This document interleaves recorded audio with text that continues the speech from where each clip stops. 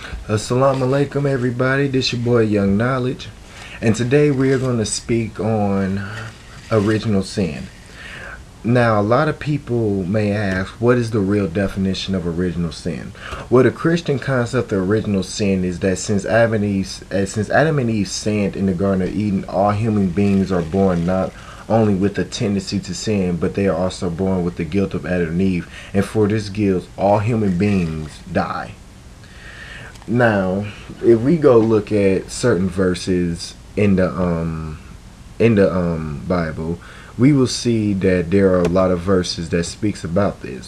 Like, for instance, if we go to the book of Ecclesiasticus, which is in the Catholic Bible, it says, "And a man will choose any wickedness, but the wickedness of a woman. Sin began with the woman, and thanks to her, we all must die." That's one way it does speak about this.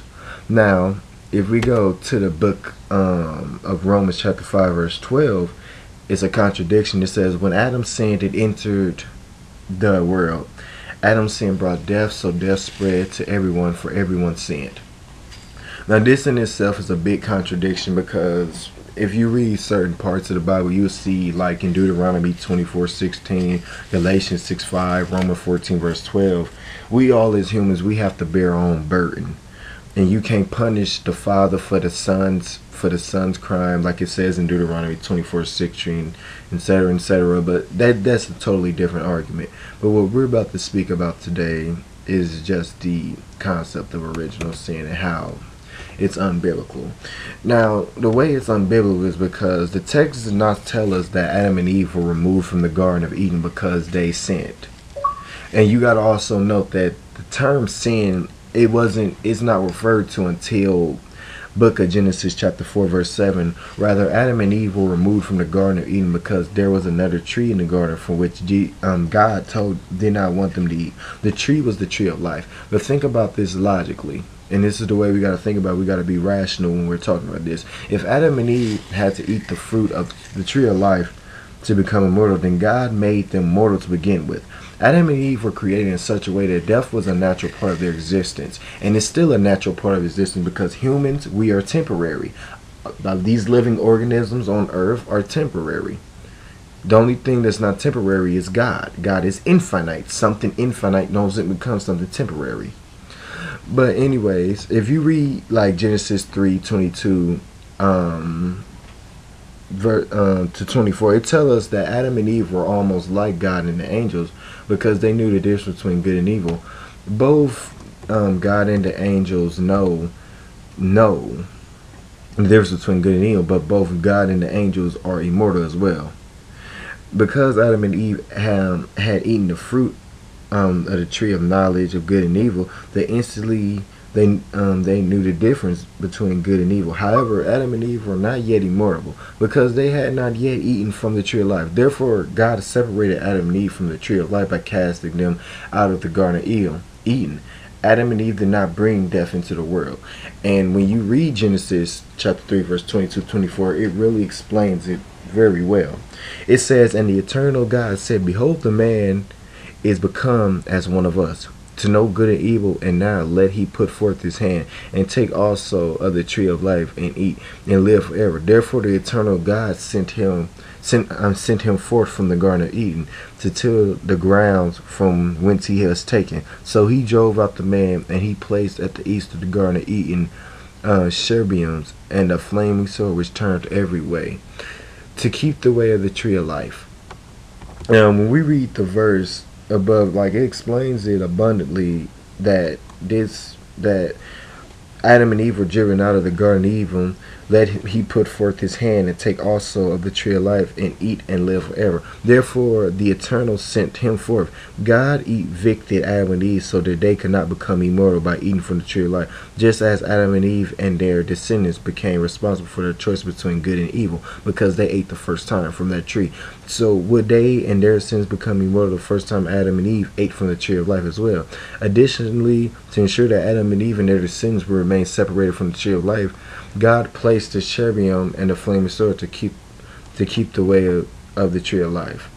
Now, the whole concept of original sin it's basically it's like saying that me, like, I committed a crime, or me, I did something wrong in life.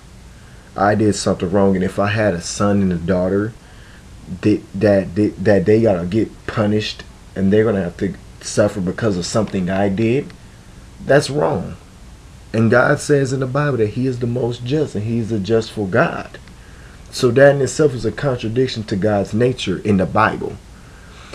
And then when you look at some of the verses like Deuteronomy 24:16, it says that they says that the father can't be put to death for the son can't be put to the death for the father, because everybody has to pay for their own sins, etc., etc. But that's irrelevant to this topic, because it doesn't necessarily says that they were kicked out because they sinned. It's necessarily saying they're kicked out because they were trying to eat from the tree of life. So all these theories about original sin and everything is nothing more than a big contradictory. But now I want to get back to the verse about woman being the sinner, the one I spoke about earlier about, and a man would choose any wickedness, but the wickedness of a woman sin began with the woman, and thanks to her we all must die. First and foremost, how can I understand that when you look at that story, you see that Adam and Eve, they both ate the apple. Even though it says in the Bible that Eve was tempted, she wasn't the only person that ate the apple. He ate the apple too. And when we look at if you look at it from a logical standpoint, ain't a husband supposed to be the head of the household? Ain't the husband supposed to be the king, basically? So couldn't you say that he was kind of at fault for not saying anything necessarily about it? So he's just as guilty as her for eating the apple. So to say that women are the original sinners is quite idiotic. It's absurd. And then when we go to the verse where it says, when Adam sinned, sin entered the world. Adam's sin brought death, so death spread to everyone for everyone's sin. First and foremost, that's idiotic, because it's like this. Like I said before, if my father kills somebody and I'm his son, that doesn't mean that I'm a murderer. It doesn't make any sense. It's illogical. And to blame Adam for the reason sin entered the world is another irrational point of view, because Eve was tempted, and like I said, first and foremost, they both ate the apple. They both ate the fruit.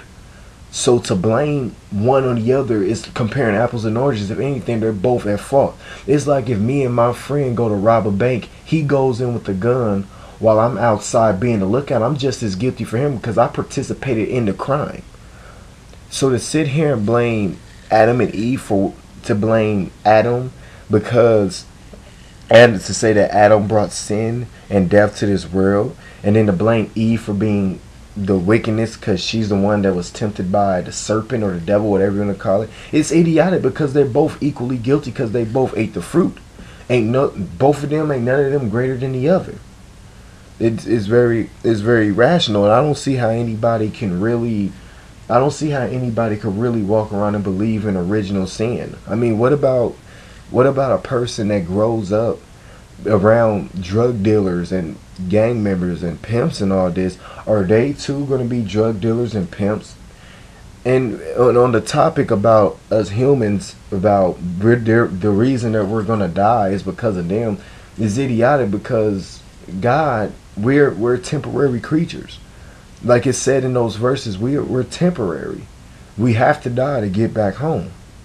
It's just the way it is. All living organisms on earth are temporary. We're not infinite. God says in the Bible, in Malachi 3:6, he says, I'm the same God today, yesterday, and forever. And God says that he is the beginning and the end, which in myself is another funny, because if you think about immortal, if somebody's immortal, they don't have no beginning or no end, really. But when you talking about, again, like I was saying, and to end this well, when you're thinking about original sin is a big contradictory.